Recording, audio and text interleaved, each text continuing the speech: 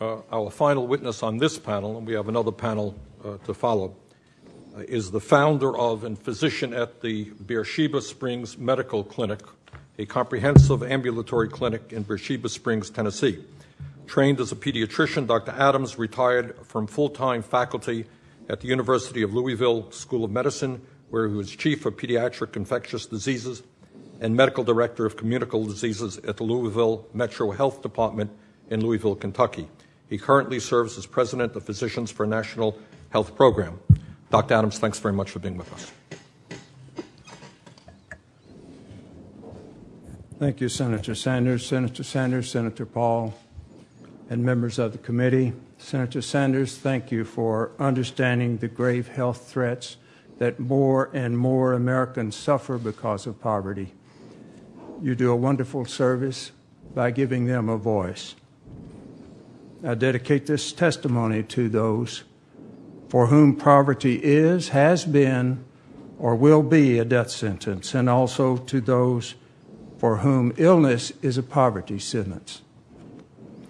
These are people I have known, all of whom failed or are failing to get life-saving health care because they can't afford it. Most are or were impoverished. Others were not, but they died waiting for approval by a health insurance company of a life-saving procedure that never came or came too late, such as David Belton, a 32-year-old school bus driver from Louisville, Kentucky.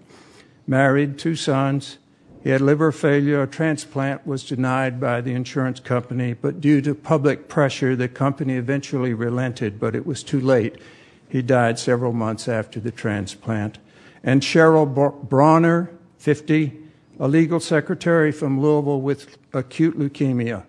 She achieved remission and was awaiting approval from the insurance company for a bone marrow transplant when her leukemia relapsed and she died. Clay Morgan, an automobile mechanic in Henry County, Kentucky, owned his own business. He got malignant melanoma, was treated, improved, and thought to be cured, but now was bankrupted. Cancer returned. Depressed and unwilling to bring more medical debt on his family, Clay went into the backyard and took his own life. Belinda Anderson, whom you see in this photograph, I met on Oak Street in Louisville in March. She had surgery to remove blockage in her leg arteries. She was employed but couldn't afford Plavix, an expensive medicine to keep arteries open. Here she begs for help for medicine. Grundy County in Tennessee is the poorest county and ranks the lowest in overall health. Median household income is $25,000. 2/3 of school children qualify for free lunch. 19% of the population is illiterate. The ratio of population to primary care provider is 7,000 to 1, 11 times the national ratio. On the Cumberland Plateau in Grundy County of Appalachia is the community of Beersheba Springs. My family has vacationed there for 6 generations. Confronted with seeing my mountain friends suffer without medical care and being forced to pay unfair bills to profiteering hospitals, I established a medical clinic, a free medical clinic. Following patients are from Grundy County. Charlotte Dykes had an obstruction to the main intestinal artery with stent placement in Chattanooga. We diagnosed a severe blockage of the main artery in her right arm and a 70% carotid artery blockage. The surgeon will not operate unless she pays up front because she still has not paid her bill from the previous surgery. A walking time bomb. She'll be 65 in December when she'll be eligible for Medicare if she lives that long. In giving permission to tell her story, Charlotte said to me, "You speak out for me." Charlene, 54, hasn't seen a doctor in over 20 years. We diagnosed an acute heart attack in May. She was airlifted to Nashville, treated, and discharged, but didn't fill her discharge prescriptions, including Plavix, and didn't go to cardiac rehab because she couldn't afford either. She's doing poorly now and has a recent dementia due to small strokes. Doris, 58, and her husband operated a small local restaurant before her illness forced them to close the restaurant.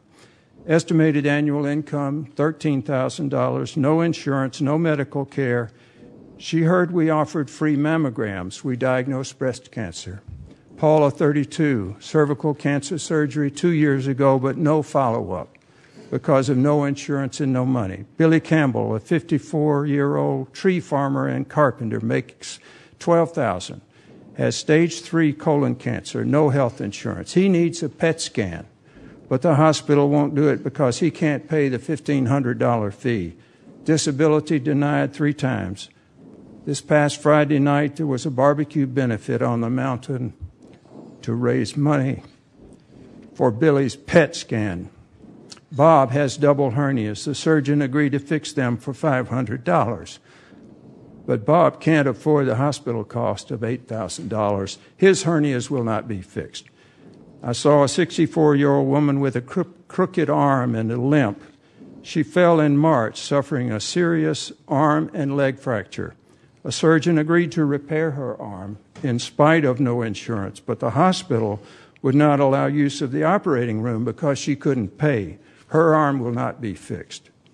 And finally, a woman with blood sugar greater than 500 milligrams per cent, life-threatening hyperglycemia 5 times normal. She knew she had diabetes, and she owned a glucometer, but she could not afford the strips to test her blood sugar. Thank you for this opportunity to speak for those without a voice, who have died or will die as a result of our country's unwillingness to acknowledge that health care is a human right and to provide affordable, high-quality health care to every resident.